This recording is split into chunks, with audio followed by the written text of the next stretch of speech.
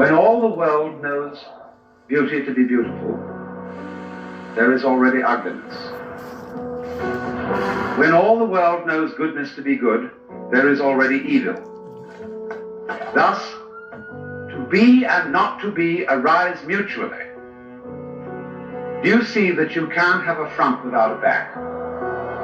That you can't have a top without a bottom? That you can't have the idea of long without the idea of short? You don't have a world in which there are bees without flowers or flowers without bees, because you see, bees and flowers are really the same organism. They look different, just as your head looks very different from your feet. But you don't have human beings who have heads and no feet, or feet and no heads. They go together.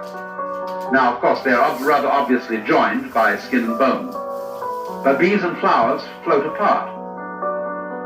Bees buzz and flowers send out smell and color.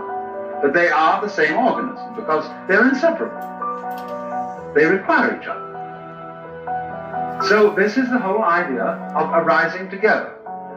So that, in other words, to be and not to be, the whole notion of is and isn't, depend on each other.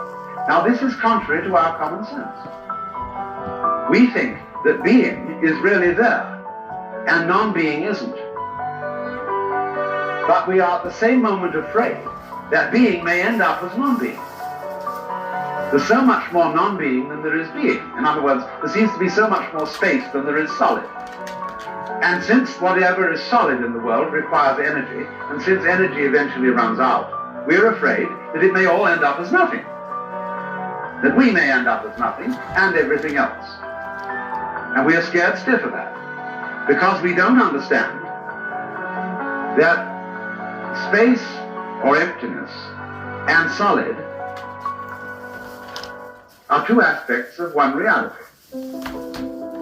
Just as front and back, just as bees and flowers, they have to go together. You cannot possibly conceive a solid without a surrounding space. You cannot conceive space without solids occupying it, because space is, as a matter of fact, nothing but the relationship between solids. It's like an interval in music. You can't hear melody unless you hear intervals. But the intervals aren't there, there are the tones. The intervals are in a way an illusion, but the hearing of intervals, that is to say the steps between tones, is absolutely necessary for being able to hear melody. If you don't hear the intervals, you only hear a succession of noises. You are then tone deaf or tune deaf. So you see how important the interval is. And any architect, any artist knows that space is real.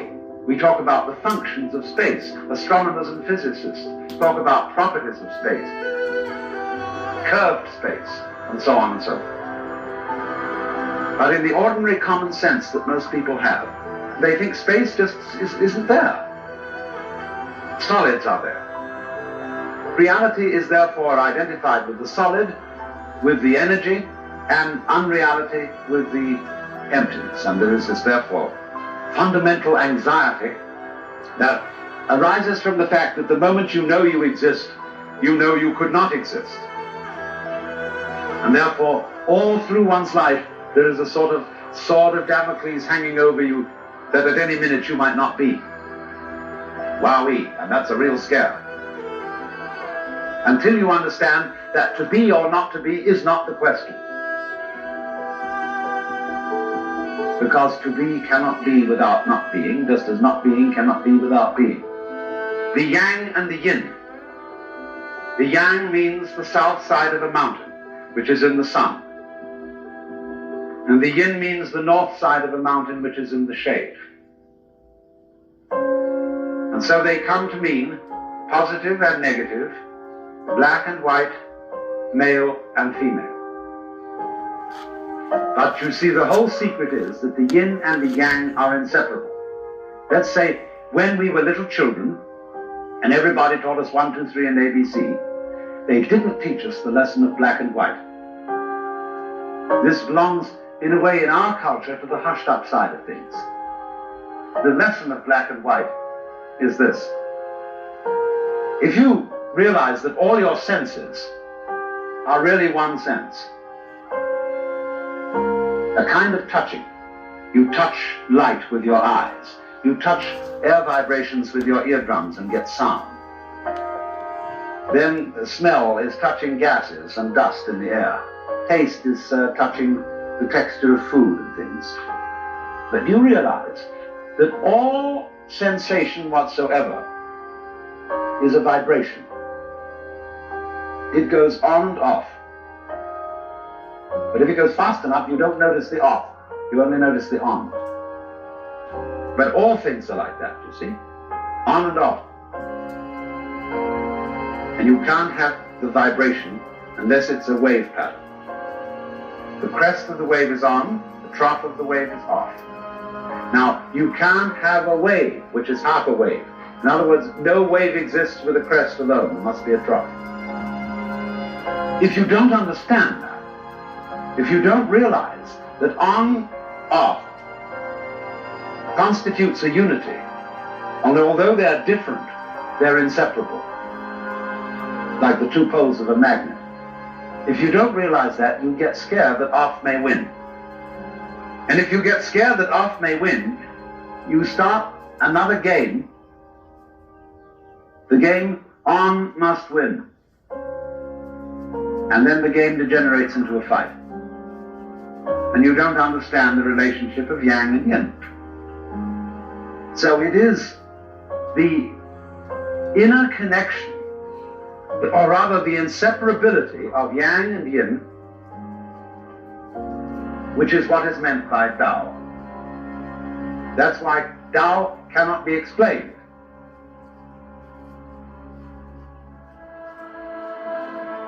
And the reason, again, if I may put it in another way, is that all thinking is classification. It's asking, is you is or is you ain't? Is it this or is it that? Because after all, if you want to say something is inside, it requires an outside. You can't have an inside without an outside, or an outside without an inside. Which is it? And we magnify this into a nightmare, where the ultimate consequence and destiny of the cosmos is, are you saved or are you damned? Forever. What people don't understand is that you don't know you belong to the saved group unless there's also a damned group. In every American town, there are the nice people who live on one side of the tracks and the not so nice people who live on the other. In my town, which is Sausalito, there are the people who live on the hill, and they are the nice people. And then there are the people who live on the waterfront, who are bohemians and beatniks and goodness only knows what. Well, now, when the nice people on top of the hill meet for their cocktail parties, the main thing that they discuss is how the whole town is deteriorating, and how the awful people are proliferating, and fouling the bay up, and so on.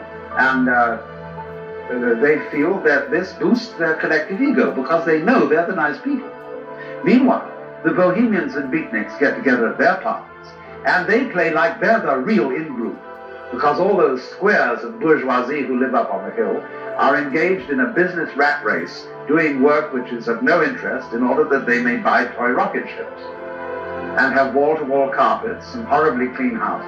And so bohemians and beatniks boost their collective ego by arguing against the people on top of the hill. What neither side realizes is they need each other. You don't know who you are if you want to belong to an in-group unless you define an out-group. It is the same with philosophy. One side is called prickles and the other is called who. And prickles people are people who like things to be sharp and clear and definite and everything well in order. And they look upon other people who they think are vague and sloppy and unrealistic and wishful, and they say, you're just goo. Well, the goo people turn around and say, why, you're just bones. You just rattle. You've no skin on you. You know the words, yes, but you don't know the music. You have no finer feelings.